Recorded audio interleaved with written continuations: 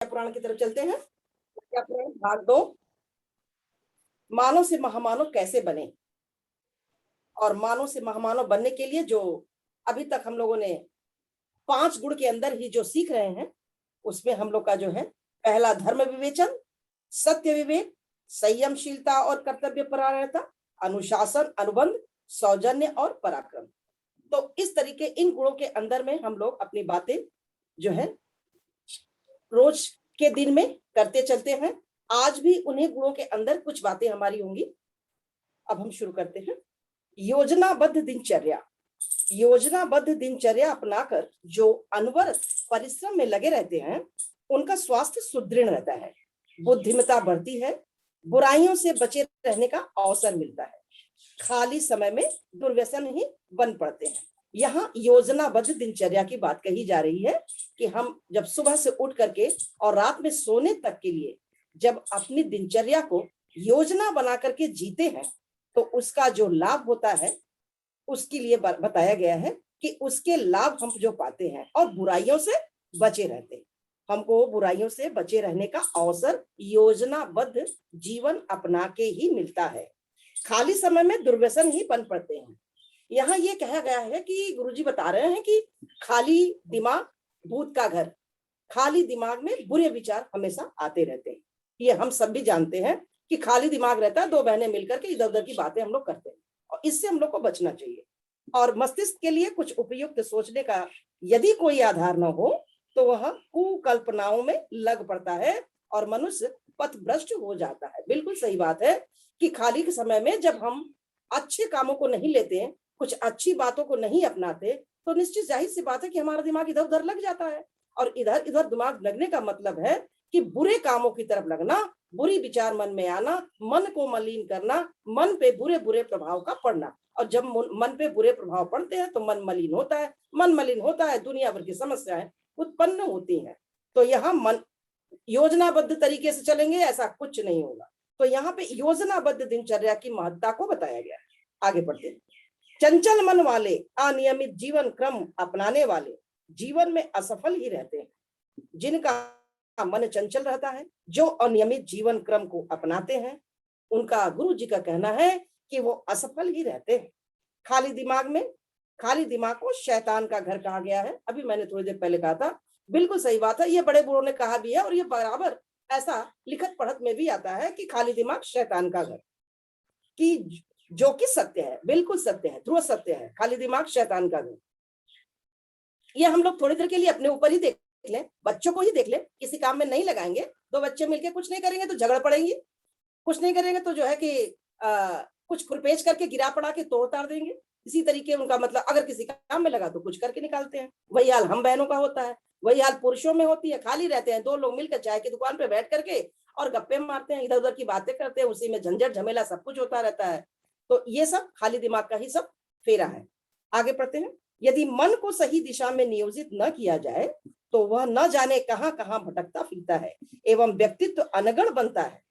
क्या बात है गुरुजी, कि मन को अगर हम लोग छुट्टे साण की छोड़ देते हैं तो वो क्या करते हैं, इधर उधर भटकना। छुट्टे साण क्या करते हैं, इधर उधर जाके झूठे एकेट पैकेट जो भी पड़े होंगे, जबकि उनका भोजन घास है, वो जो है इधर उधर भटक के और इधर उधर की चीज, ऐरी गहरी चीज खाते रहते हैं। मन को इसीलिए काम में लगाए, व्यस्त रहना बहुत अनिवार्य है। कितना बढ़िया भटकते हुए का उदाहरण दिया है कि जो है मन कहाँ कहाँ भटकता है, शैतान की तरह, है ना।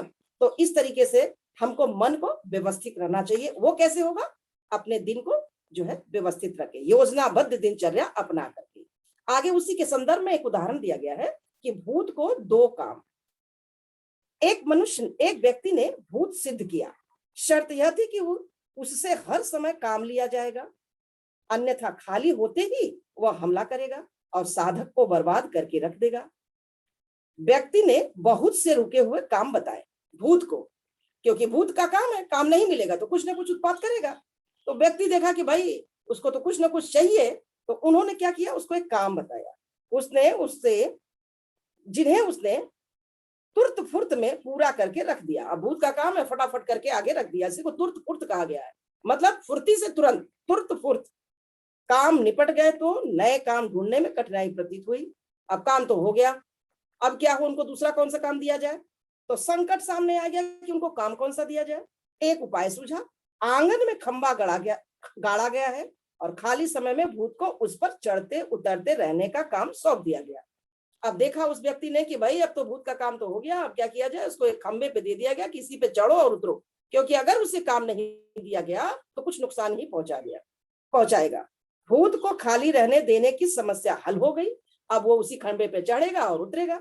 समय के खाली भाग को भगवत भजन में लगा देने से उसे शैतानी करने का अवकाश नहीं मिलता। बहुत महत्वपूर्ण लाइन, इसे ध्यान देने आप लोग, कि जिस तरह से भूत ने तुरंत फुर्त में काम करके निपटा करके और कहता है अब मैं क्या करूं, तो उसे खंबा दिया गया, लो भाई इस पे चढ़ो उतरो।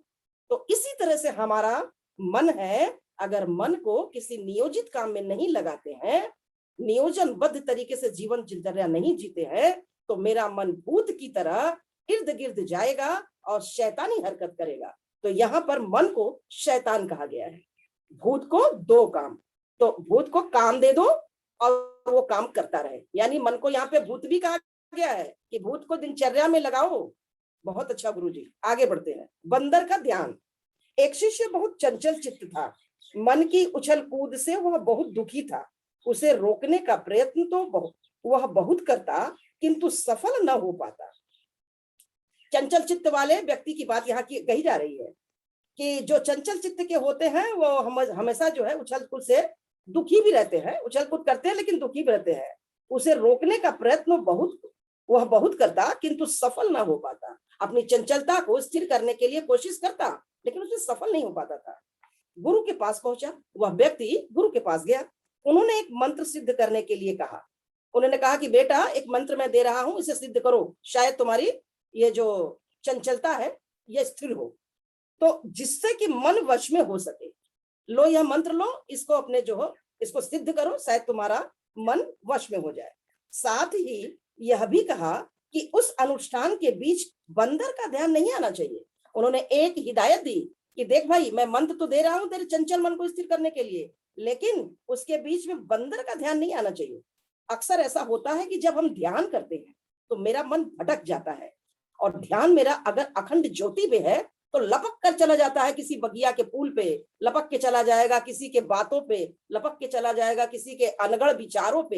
इस तरह नहीं होना चाहिए। कल हम लोगों ने जो बात किया था उस बात में बहन जी ने कुछ कहा था, अब मेरा मन क्या किया, अखंड दीप से हटा चला गया बहन जी के बातों पे, तो कहाँ मन लगा, नहीं लगा। इसी को यहाँ पे कहा जा रहा है कि अपना मन तू बंदर पे ध्यान मत लगाना, जो मंत्र दे रहा है उस मंत्र पे ध्यान लगाना। प्रयत्न तो बहुत किया पर मन रुका नहीं। उस व्यक्ति ने प्रयत्न किया लेकिन उसका मन नहीं रुका। इष्ट देव का ध्यान कम और बंदर का ध्यान अधिक आता था, क्योंकि उन्होंने बंदर का नाम ले लिया था। अक्सर ऐसा होता है कि जिस चीज को मना किया जाता ध्यान में वही आता है, यह एक ध्रुव सत्य है। खिन्न होकर असफलता सुनने के लिए शिष्य फिर गुरु के पास गया। अब उसने देखा मन उसका दुखी हो गया कि मन तो मेरा यहाँ लगा नहीं। अब वो फिर गुरु के पास गया।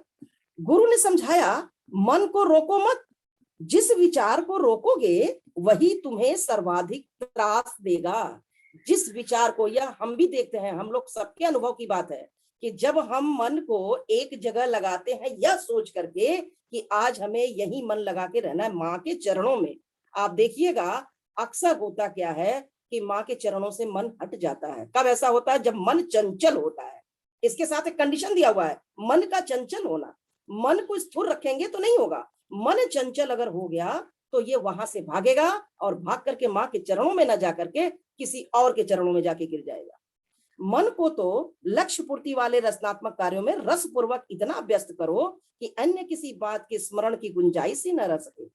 ऐसा ही करने पर मन पूरी तरह वश में हो गया। यहाँ गुरु जी ने बहुत अच्छा बताया, मन को तो लक्ष्य पूर्ति वाले रचनात्मक कार्य में रस पूर्वक इतना व्यस्त करो कि अन्य किसी बात के स्मरण की गुंजाइश ही न रह जाए। ऐसा ही करने पर मन पूरी तरह से वश में हो जाता है। यहाँ पे दो बात, रचनात्मक कार्यों, रसपूर्वक।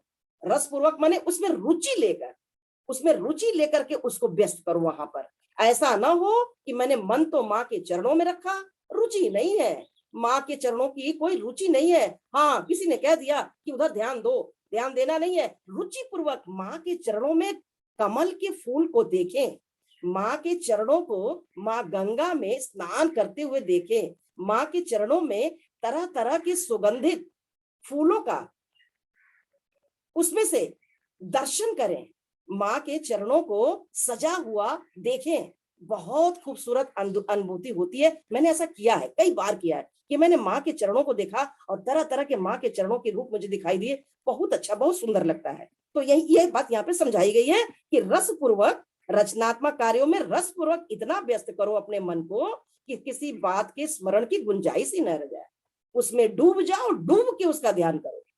यदि दिनचर्या क्रमबद्ध हो, निरंतर मन काम में लगा हो और शरीर से किया परिश्रम भार नहीं लगता, तो बीमारी कभी भी पास फटक नहीं सकती और मानसिक स्वास्थ्य तो इतना समृद्ध होता ही है। अब देखिए यहाँ पे मन को लगाने की बात कही है कि दिनचर्या को क्रमबद्ध करो और मन को लगाओ, शरीर से परिश्रम भी करो, और ऐसा करने से शरीर का भार भी कम हो जाता है, बीमारी हमारे पास फटक नहीं पाती है और मानसिक स्वास्थ्य तो इससे समृद्ध हो जाता है। मन के ऊपर इतनी बात कही गई है। सवेरे सवेरे कितनी बढ़िया खुराक मिली कि मन को कैसे लगाओ, कहाँ लगाओ, क्या करो। बहुत अच्छा। आगे की कहानी हम लोग पढ़ते हैं। अमोघ चिकित्सा। एक चिकित्सक अपनी अचूक चिकित्सा के लिए प्रख्यात थे। एक चिकित्सक थे, उनकी चिकित्सा बहुत अच्छा लोगों को फायदा करता था, इसी को अचूक चिकित्सा कहा गया है कि उनकी चिकित्सा लोगों को काम करती थी। वे स्वयं भी निरोग रहते और असाध्य रोगियों तक को रोग मुक्त करते थे। यानी वो स्वयं भी स्वस्थ थे और जो असाध्य रोगी उनके पास आते थे उनका भी रोग खत्म कर देते थे। वे दिन भर लकड़ी काटने का काम करते और जंगल में रहते थे। और वो करते क्या थे? दिन भर लकड़ी काटते थे और जंगल में अपना रहते थे। एक दिन किसी असाध्य रोगी से पीड़ित एक श्रीमंत उन्हें खोजते हुए जंगल में पहुंचे। तो एक दिन कोई व्यक्ति, श्रीमंत महाराज, उनको खोजते खोजते जंगल में गए।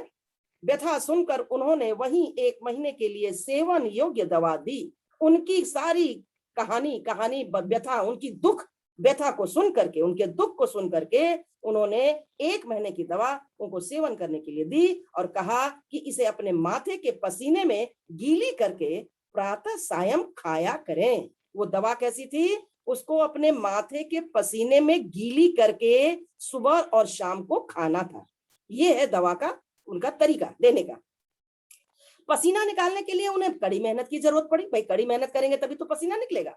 इस आधार पर निठल्लापन दूर हुआ और साथ ही रोग मुक्त होने का अवसर भी मिला।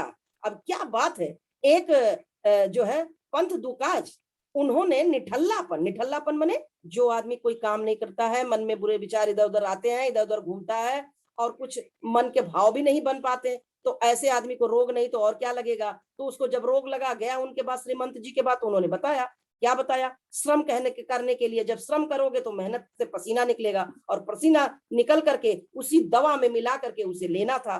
तो अब उन्होंने क्या यहाँ पे उदाहरण दिया गुरु जी ने कि इस आधार पर निठल्लापन दूर हुआ और साथ ही रोग मुक्त होने का अवसर भी मिला। लीजिए साहब, हमारा निठल्लापन जो उस आदमी की जो इर्द गिर्द इधर उधर जो घूमने वाली, जो उनके विचार भी उनके शरीर भी दोनों जो है जानवरों की तरह घुमा करते थे, वो निठल्लापन खत्म हुआ और उसको एक जगह लगाया परिश्रम करने के लिए, पसीना निकला, उसे जब उन्होंने दवा मिला करके खाई तो शरीर काम में भी लगा और दवा से उनकी रोग भी व्याधि भागी। बहुत अच्छा उदाहरण गुरु जी दिया है।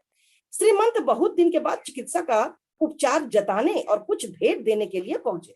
साथ ही उस औषधि का नाम बताने तथा बनाने का विधान समझाने का आग्रह किया।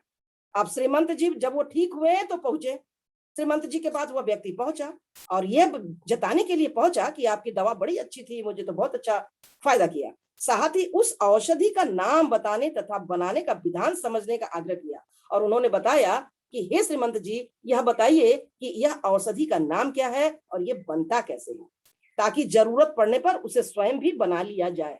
अब वो औषधि को जानने की कोशिश करने के लिए श्रीमंत जी के पास गए।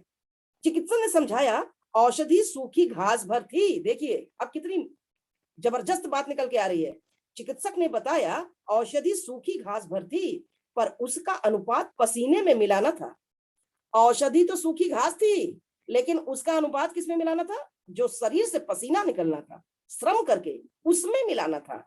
मेहनत ही वह दवा है जिससे सभी रोग दूर हो सकते हैं। क्या बढ़िया इलाज हुआ। ऐसा इलाज तो जल्दी सुनने में नहीं आता है और ये सब मिलेगा किसमें? ऐसे ही प्रज्ञा पुराण में मिलेगा, ताकि हमारी प्रज्ञा खुले।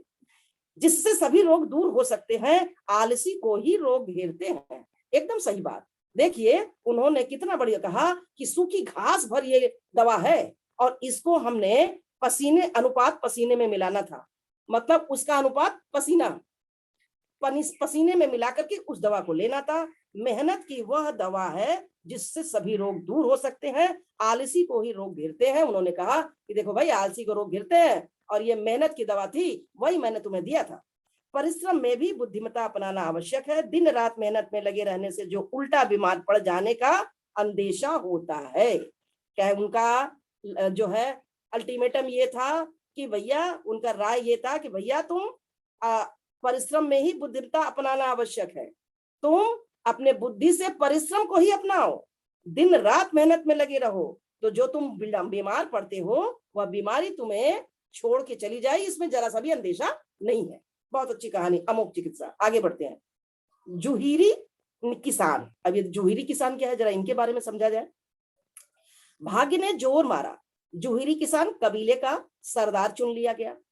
अब कोई जुहीरी किसान थे, अब उनका भाग्य इतना जोर मारा कि वो सरदार चुन लिए गए, यानी कि उनकी भाग्य खुली और वो सरदार चुन लिए गए। सब ओर से बधाइयां आने लगी, बधाई हो आप सरदार हो गए, ऐसी बधाइयां उनके पास आने लगी। एक दिन उसने दूरवर्ती विद्वान को बुलाया और उस क्षेत्र की उन्नति का उपाय पूछा। तो उन्होंने क्या किया कि एक दिन उसने दूरवर्ती विद्वान को बुलाया, किसी दूर के विद्वान को उन्होंने बुलाया और उस क्षेत्र की उन्नति के बारे में पूछा कि साहब, इस क्षेत्र में उन्नति कैसे होगी। क्योंकि वो कबीले के सरदार चुन लिए गए थे, तो कुछ बड़ा काम करना चाहते थे। तो वैसे ही जैसे कि हम किसी पद पे चुन लिए जाते हैं, तो अब हमें बड़े बड़े काम करने होते हैं, तो हम अपने से बड़े लोगों से राय लेते हैं। तो वैसे ही सरदार जी ने भी बुलाया और बुला करके पूछा कि कैसे इस क्षेत्र की उन्नति हो। विद्वान ने सलाह दी कि सब खेतों की मेड़े ऊंची करा दी जाए। अब विद्वान ने उनको ये सलाह दी कि भाई ऐसा करिए, जितनी भी खेत हैं वो सबकी मेड़ी, खेत के बगल बगल में मेड़ी इसलिए बनाई जाती है कि खेत का पानी इधर उधर बह न जाए, तो खेत की मेड़ी सबकी ऊंची कर दी जाए। इसका आदेश सभी ने माना और मेड़े ऊंची होने लगी। सभी लोगों ने, सारे किसानों ने इस बात को उनको मान लिया और मान करके अपने अपने खेतों की मेड़ी ऊंची कर दी। देखा कि एक वर्ष में ही उस इलाके में खुशहाली बरसने लगी। कैसे? जब मेड़ ऊंची होती है तो खेत में पानी रुकता है, और जब खेत में पानी रुकेगा तो जो भी अनाज हम बोते हैं वो बढ़िया से उग आता है और उसकी फसल अच्छी मात्रा में पैदा होती है। तो कीर्ति सब ओर फैली, तो दूर दूर के लोग ऐसी खुशहाली का कारण पूछने आए। अब उसकी यह चर्चा, कीर्ति ने उसकी चर्चा जब चारों ओर फैली, तो सब लोग पूछे, भाई आप लोग इतने खुश हो, आपकी खुशहाली का कारण क्या है? उसने बताया कि मेरे ऊंची होने से वर्षा का पानी खेतों में भरा रहा। अब जिन्होंने ये काम किया उन लोगों ने बताया कि देखिए, मेरे खुशहाली का कारण ये है कि हम लोगों ने अपने अपने खेतों की मेड़ी को ऊंचा कर दिया, और जिससे कि खेत में पानी बिल्कुल बराबर बना रहा और हमारी खेती बहुत अच्छी हुई, फसल की उपज बड़े अच्छे हुए। पूरी नमी रहने से फसल दूनी पैदा हुई। और यही बात खेत को चाहिए, खेत में नमी होना बड़ा जरूरी होता है। हम लोग तो किसान आदमी हैं, हम लोग इस बात को जानते हैं कि खेत में नमी होना बड़ा जरूरी होता है। आप वैसे भी देखिए, घर में अगर आप पौधा लगाते हैं, कोई गमला उमला लगाते हैं, तो आप देखिए फूल लगाते हो या फल लगाते हो, उसमें नमी बराबर रहता है। हम लोग थोड़ा सा पानी जरूर देते हैं कि भाई पानी रहेगा तो नमी बनी रहेगी, तो फल फूल निकलेगा। तो साथ ही जंगली जानवरों का आना बंद हुआ, सो बर्बादी भी घट गई। अब जब खेत नमी रहता है तो जब जंगल में, हमारे खेत में कोई भी जानवर आता है, उसके पैर धंसते हैं और वो पत्ते उत्ते जब खाते हैं तो नहीं, मिट्टी में लिपटी होती है तो नहीं खा पाते। इस कारण इससे बची, जंगली जानवरों से भी बचा, तो उतना अंश तो वो भी बच गया। लोगों ने सीखा कि बुद्धिमत्ता पूर्वक किया गया परिश्रम हर किसी को उन्नतिशील बना सकता है। अब लोगों ने यह बात देखा कि कैसे परिश्रम किया, मेड़ को ऊंचा कर दिया। मेड़ को ऊंचा करने के बाद उसमें पानी की नमी जब बनी थी, तो जो परिश्रम किया था उसका परिणाम उपज के रूप में आ गया। आज के युग में एक भ्रांत धारणा पनप गई है कि जो बुद्धिजीवी है उन्हें शारीरिक श्रम नहीं करना चाहिए। यह बात बिल्कुल ध्रुव सत्य है। आज लोग सोचते हैं कि अगर हम मेहनत नहीं करेंगे तो हम बड़े कहे जाएंगे। अब तो हम बड़े पद पे हो ही गए हैं, मुझे कुर्सी तो मिली गई है, लेकिन मुझे अब काम करने की जरूरत नहीं है। लेकिन यह भ्रम दूर करना है हम लोग को। इससे उनके अहम की पुष्टि तो हो जाती है, पर बीमारी वहीं अधिक पड़ते हैं, विपद बीमार वह अधिक पड़ते हैं। तो यह बात तो सही है कि जब हम अपने को काम नहीं करते, बड़ा आदमी मान लेते हैं, तो बीमारी भी मेरे पास आती है। आम की तो पूर्ति हो गई कि मैं तो कुर्सी पा लिया, लेकिन हुआ क्या, बदले में मुझे एक बीमारी आके पकड़ लेती है। उनके लिए परिश्रम तो और भी आवश्यक है, पर बीमार वो अधिक पड़ते हैं। तो जो लोग बीमार पड़ते हैं उन्हीं की बात कही जा रही है कि ऐसे लोग जो कि काम नहीं करते हैं, उनको श्रम करना चाहिए। श्रम करने से बीमारी हमारे पास आने नहीं पाती और हम स्वस्थ रहते हैं। आगे कहानी लेते हैं। सर्वाधिक ज्ञानवान। शंकराचार्य अपनी शिष्य मंडली को पढ़ाने में व्यस्त थे। कोई बड़े संत उस अवसर पर पधारे। अब देखिए, शंकराचार्य की बात की जाइए कि वो अपने शिष्यों को पढ़ा रहे थे, उसी समय कोई संत वहां पे आ गए। कक्षा के उपरांत उन्होंने पूछा कि इस शिष्य मंडली में सर्वाधिक विद्वान कौन है। जब कक्षा खत्म हुई, क्लास खत्म हुआ, तो शंकराचार्य जी ने पूछा कि इस मंडली में, शिष्य मंडली में सर्वाधिक विद्वान इसमें कौन है। शंकराचार्य जी का उत्तर था हस्तमालक, सॉरी हस्तामलक, सॉरी हस्तामलक। आगंतुक ने पूछा, हस्तामलक नाम का एक बच्चा है, वही जो है इसमें विद्वान है। तो आगंतुक ने पूछा, भला कौन सा है इनमें, इनमें वो लड़का कौन सा है। तो शंकराचार्य जी ने कहा, वह कक्षा के उपरांत तुरंत काम पर चला जाता है और परिश्रम करते हुए पाठ याद करता है। देखना हो तो उसे आप खेत में कुदाल चलाते हुए देखे। अब देखिए, वह जो बच्चा था जिसकी चर्चा वहां हो रही है कि कौन सा बच्चा यहाँ पे तेज है, पढ़ने में विद्वान है, उन्होंने कहा कि हस्तामलक तेज लड़का है, लेकिन वो आपको यहाँ नहीं मिलेगा। इस समय वो अपने खेत में आपको परिश्रम करते हुए मिलेगा। वो जब यहाँ से पाठ पढ़ लेता है तो जाता है खेत में, परिश्रम करता है, और परिश्रम करते करते, कुदाल चलाते चलाते, हल चलाते चलाते अपने पाठ को भी याद करता है।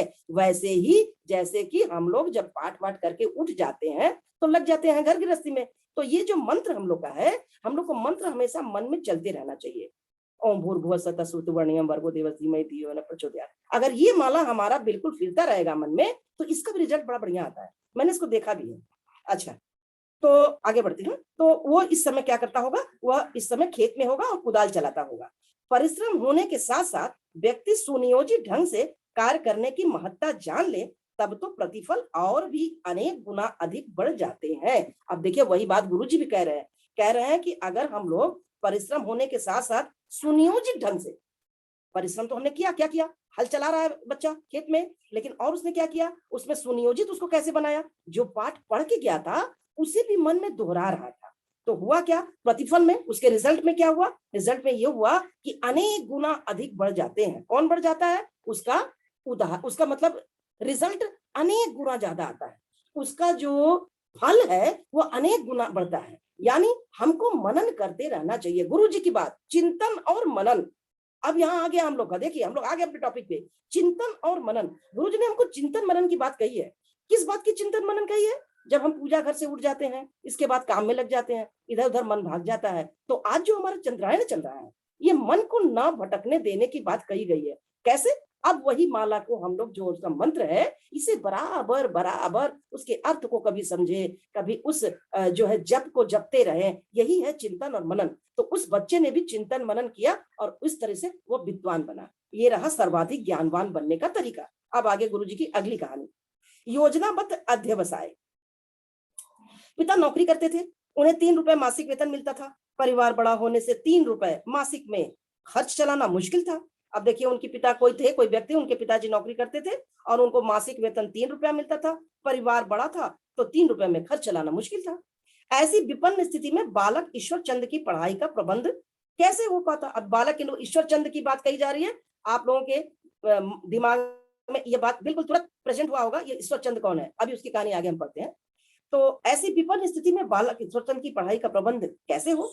अब इतनी 3 रुपए में घर को चलाना, कि बच्चे की पढ़ाई कराना, ये बड़ी बुरी अवस्था थी। पिता की छाती पर आती थी पुत्र की पढ़ने की उमंग, और अपनी व्यवस्था को देख करके, अपने पिता की व्यवस्था देख करके पढ़ाई के लिए ईश्वर चंद ने रास्ता निकाल ही लिया। तो ईश्वर चंद को यह व्यवस्था अपने पिता की बड़ी ही शालती थी कि 3 रुपए में हमको पढ़ाना और घर का खर्च चलाना, ये कैसे होगा, ये ठीक नहीं है। मन उनका बार बार इस बात पे जाता था। उसने गांव के उन लड़कों को मित्र बनाया। अब उन्होंने देखिए क्या किया, ईश्वर चंद ने गांव के कुछ लड़कों को मित्र बनाया। जो कि पढ़ने जाते थे। किन लड़कों को मित्र बनाया? वह बच्चों को जो बच्चे की स्कूल में पढ़ने जाया करते थे। उनकी पुस्तकों के सहारे उसने अक्षर ज्ञान कर लिया। अब वो बच्चे जो स्कूल पढ़ने जाते थे, अब चूंकि यहाँ तो इनके पास पैसा था नहीं, पैसा बहुत कम था, खाना खर्च भी था और उनके पढ़ाई का पैसा नहीं बचता था, तो उन्होंने सोचा कैसे पढ़ाई हो। तो जो बच्चे स्कूल जाते थे उनके पुस्तकों के सहारे वो अक्षर का ज्ञान कर लिया करते थे और एक दिन कोयले से जमीन पर लिखकर अपने पिता को दिखाया और जब अक्षरों का उन्हें ज्ञान हो गया तो उसी अक्षरों के ज्ञान को कोयले से उन्होंने जमीन में लिखा। यह पहले की बात है, पहले भी ऐसे हुआ करता था जब स्लेट पट्टी नहीं रहा करती थी कि खड़िया से, कोयले से और ये जो ईंटे के टुकड़े हैं उससे बच्चों को लिख करके बताया जाता था कि बच्चा देखो ये का है, ये का है, तो बच्चों को वैसे ज्ञान होता था। आज भी देखिएगा पेपर ऊपर बेचने वाले जो हैं ये जब आते हैं और जब वजन करते हैं तो इनके पास कलम कापी होता नहीं है, ये क्या करते हैं, एक ईंटे का टुकड़ा उठाएंगे, देखा बहन जी ये इतना हो, और वजन लिखते हुए चले जाएंगे। आज भी इसकी प्रथा देखी जाती है और देख के उसमें बड़ा मजा आता है कि देखिए ये पुराने प्रथा पे आ गए। अच्छा, ईश्वर चंद्र की विद्या के प्रति लगन देकर पिता ने तंगी का जीवन जीते हुए भी उसे गांव की पाठशाला में भर्ती करा दिया। अब देखिए ऐसी परिस्थितियों में भी उनके पिता ने देखा कि मेरा बच्चा स्कूल जाने वाले बच्चों को किताब लेकर के उसके अक्षरों का ज्ञान किया और कोयले से मुझे लिख करके दिखाया, तो पिता को बिल्कुल विश्वास हो गया कि मेरा बच्चा आगे बढ़ेगा और उन्होंने क्या किया कि गांव के पाठशाला में उसे भर्ती करा दिया। गांव के स्कूल की सभी परीक्षाएं ईश्वर ने प्रथम श्रेणी में पास की और जब वो स्कूल जाने लगे तो अपने जो भी पढ़ाई करते थे अपने अपने जो है कि ये परीक्षा में वो प्रथम श्रेणी में पास भी हुए। आगे की पढ़ाई प्रारंभ करने में आर्थिक व्यवस्था आड़े आ रही थी। अब आगे की पढ़ाई कैसे हो, इतना तो उन्होंने जान लिया, अक्षर तो जान लिया, अब आगे की पढ़ाई कैसे हो। ईश्वर चंद ने स्वयं अपनी राह बनाई। उन्होंने क्या किया, अपना राह अपने से बनाया कि अब मुझे क्या करना है। उन्होंने इसका रास्ता निकाला। क्या रास्ता निकाला? और आगे पढ़ने के लिए माता पिता से केवल आशीर्वाद मांगा। उन्होंने अपने माता से पिता से कहा कि आप मुझे सिर्फ आशीर्वाद दीजिए, मैं देखता हूँ कोई रास्ता निकालता हूँ। आज हमारे बच्चे भी कुछ मुसीबत में होते तो कहते हैं देखता हूँ मम्मी मैं कोई रास्ता निकालता हूँ। उसने कहा कि आप मुझे किसी विद्यालय में भर्ती करा दें। और उन्होंने क्या कहा, ईश्वर चंद ने क्या किया अपने पापा से कि आप मुझे किसी विद्यालय में खाली बस एडमिशन दे दें, फिर मैं आपसे किसी प्रकार का खर्च नहीं मांगूंगा और जब आप मेरा एडमिशन दे देंगे मैं उस स्कूल में चला जाऊंगा तो मैं आपसे फिर पैसा नहीं मांगूंगा, देखता हूँ कोई उपाय निकालता हूँ। तदनुसार पिता ने ईश्वरचंद को कलकत्ता के एक संस्कृत विद्यालय में भर्ती करा दिया और उसके बाद उन्होंने उनके पिताजी ने कलकत्ता के एक संस्कृत यूनिवर्सिटी में संस्कृत विद्यालय में उनका एडमिशन करा दिया।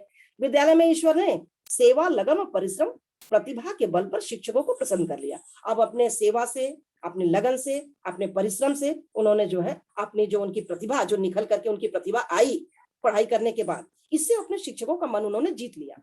उसकी फीस माफ हो गई। अब इस तरीके से जो बच्चा पढ़ने में जब तेज हो जाता है तो उसकी फीस ऑटोमेटिक माफ हो जाती है और उनकी फीस भी माफ हो गई। पुस्तकों के लिए अपने साथियों के साझेदारी हो गए और पढ़ाई से बचे समय में मजदूरी कर गुजारने का प्रबंध करने लगे। अब देखिए जो प्रबंध की बात उन्होंने कहा था कि मैं कुछ प्रबंध करूंगा, तो उन्होंने क्या किया, दोस्तों का पुस्तक ले लिया, उसका सहारा मिल गया पढ़ने का और उसके बाद उनके साझेदारी में पुस्तक पढ़ लिया और फिर जो बचा समय था उसमें उन्होंने मजदूरी करना शुरू कर दिया। जब मजदूर किए तो नगद पैसा भी आने लगा।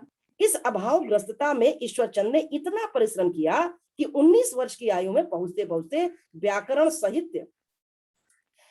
साहित्य, स्मृति तथा वेद शास्त्र में निपुणता प्राप्त कर ली। देखिए एक तरफ मेहनत और दूसरी तरफ दूसरे से मांगी हुई पुस्तक का सहारा उनके कितना रंग लाया। क्या क्या हुआ उसमें, इतनी उन्होंने प्रखरता उनकी जो है कि उन्नति किया उन्होंने इस परिश्रम को करते हुए कि उन्होंने क्या क्या किया, व्याकरण भी लिखा, साहित्य, स्मृति तथा वेद शास्त्र में निपुणता प्राप्त कर ली। वो इतना उनको जो है चेतना में इतना आ गया, इतना चीज में वो पारंगत हो गए। यही युवक आगे चल करके ईश्वर चंद्र विद्यासागर के नाम से विख्यात हुआ। ये देखिए ईश्वर चंद्र विद्यासागर की ये कहानी है। इस तरीके से इतना छोटे में 4 लाइन में बता दिया गया कि कैसे कैसे उन्होंने क्या किया और कैसे उनके पिता थे, कहाँ वो पहुंच गए। तो हम लोग को भी इसी तरीके से परिश्रम करके ही आगे अपने मन को लगाना चाहिए। आगे देखते हैं, उसका फल मीठा होता है। इसीलिए किसी ने कहा है, बड़े लोग कहते हैं परिश्रम का फल मीठा होता है। मजेदार पंखा। विज्ञानी न्यूटन घरेलू जीवन में भी अपनी सूझबूझ का परिचय देकर छोटे मोटे आविष्कार करते रहते थे। विज्ञानी न्यूटन घरेलू जीवन में भी अपनी सूझबूझ का परिचय देकर छोटे मोटे आविष्कार करते रहते थे। कुछ बच्चों की आदत होती है घर में छोटे छोटे जो फालतू चीज पड़े होते हैं उनको लेकर के एक दूसरे में लगाना, तोड़ना मड़ोना, खोलना बंद करना, ये सब करते रहते हैं। तो इसी तरह से न्यूटन भी थे। एक दिन उन्होंने हवा झेलने का पंखा बनाया अब एक दिन देखिए उन्होंने क्या कर डाला, एक दिन उन्होंने हवा लेने के लिए एक पंखा बना डाला। प्रश्न यह उठा कि उसे घुमाने के लिए शक्ति कौन लगाए। अब उन्होंने जब बना लिया पंखा, तो अब ये घूमने के लिए उसे एक शक्ति चाहिए ना। जैसे हम लोग इलेक्ट्रिक का पंखा चलाते हैं तो प्लग खोल देते हैं, अब प्लग खोसने के बाद उसमें ऊर्जा आने लगती है, बिजली आने लगती है और पंखा चलने लगता है। तो अब ये ऊर्जा कैसे मिले उसको, शक्ति कौन लगाए। तो न्यूटन ने पंखे के साथ एक गड़ारी जोड़ी। अब न्यूटन जी ने क्या किया कि पंखे के साथ में एक गड़ारी को जोड़ दिया कि पंखा चले, और नीचे दो चूहे बैठा दिए। अब गराड़ी के नीचे दो चूहों को उन्होंने बैठाया, ऊपर गेहूं के दाने रख दिए और उसके ऊपर गेहूं के दाने रख दिए। किसके ऊपर, गरारी के ऊपर।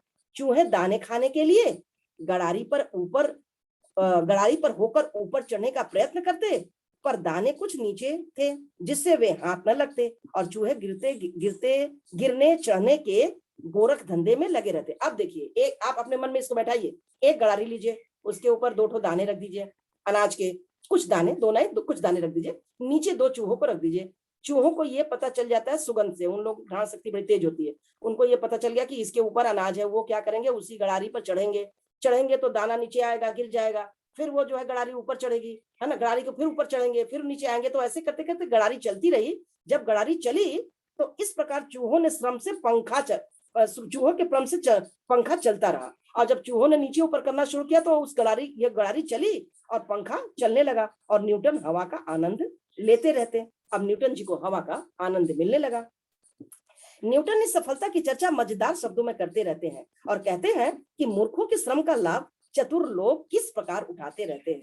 अब देखिए वही बात आ गई कि आज जो लोग श्रम करते हैं, जो व्यक्ति, जो गरीब लोग जो श्रम करते हैं, उनकी मूर्खता का ही कारण है कि वो इस तरीके के काम में दिन रात लगे रहते हैं। अगर उनको, मैंने कितने लोगों को समझाया है, मेरे यहाँ इतने लेबर आए, मैंने बहुत समझाया कि तुम इतने यंग आदमी हो, अगर तुम पढ़ाई कर लिए होते तो आज तुम क्या होते। ये जो तुम ईटा पत्थर तोड़ रहे हो, सामान नीचे से ऊपर कर रहे हो, अब से भी समय है, कुछ कर लो। तो का कही आंटी जी, अब तो समय निकल गल, जब बाबू भेजत रहन तब ना पढ़ ली। वही बात यहाँ कही जा रही है। न्यूटन जी ने कहा कि सफलता की चर्चा मजेदार शब्दों में करते हुए कहते हैं कि मूर्खों के श्रम का लाभ चतुर लोग किस प्रकार उठाते रहते हैं। लालची लोगों की निरर्थक श्रमशीलता की तुलना में वे इन चूहों से करते थे। अब देख लीजिए किस तरीके से यहाँ पे उदाहरण देकर उन्होंने समझाया है कि ऐसे ही हमारे जो लोग होते हैं कि अब पढ़ने जब घर से भेजा जाता है तो पढ़ाई तो करते नहीं है, अंत में क्या उनका रिजल्ट होता है, अंत में यही होता है कि उनको वही श्रम करना पड़ता है। रोज के वेतन पे जाकर के कभी काम मिला, कभी नहीं मिला। तो ये सब श्रम का ही परिणाम है। जो श्रम करते हैं, देखिए न्यूटन जी बैठे बैठे एक बुद्धि निकाले, उन्होंने हवा खाने का जो है कि एक निकाल लिया प्रक्रिया, कैसे हवा खाना है, हवा भी उनको मिलने लगा। काम कौन किया, चूहे ने किया। बुद्धि किसकी लगी, न्यूटन जी की लगी। रिजल्ट किसके पाया, न्यूटन जी के पास आया, हवा मिलने लगा। और मूर्ख कौन बना, चूहा बन गया। तो इस तरीके से हम लोग भी जो है अपने जिंदगी में देखते हैं कि ऐसे कई लोग बर्बाद हो जाते हैं बिना शिक्षा के अभाव में, परिश्रम नहीं करते हैं। लास्ट में उनको ऐसी परिश्रम करनी पड़ती है कि उनके परिश्रम का जो फल है वो किसी दूसरे को मिलता है। आगे चलते हैं। सुंदर चंद्रमा।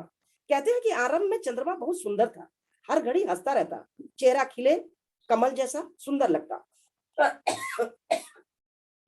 कुछ दिन बाद वह उदास रहने और खींचने लगा।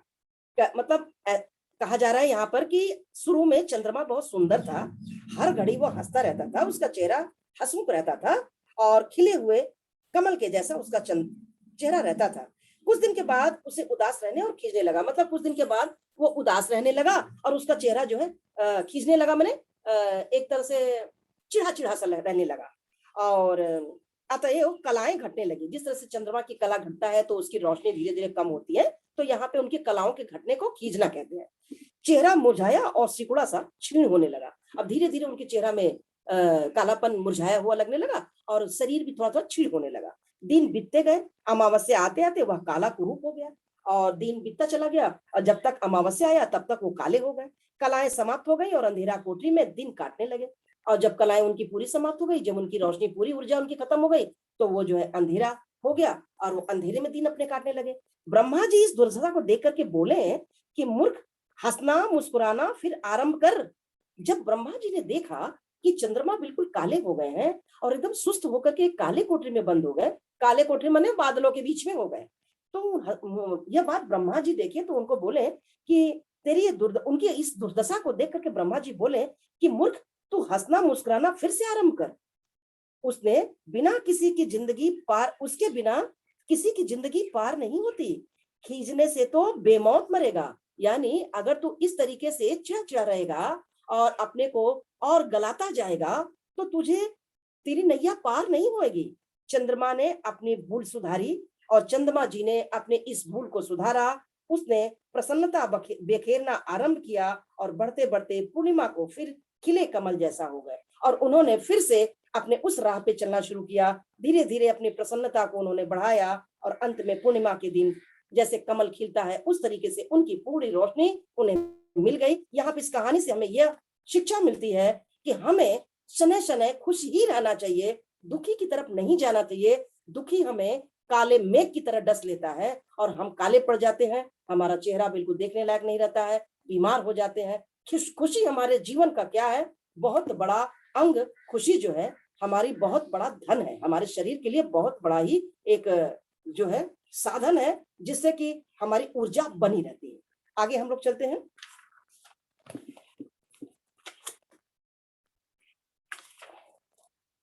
कुविचार भी कुकर्मों की तरह ही घातक होते हैं।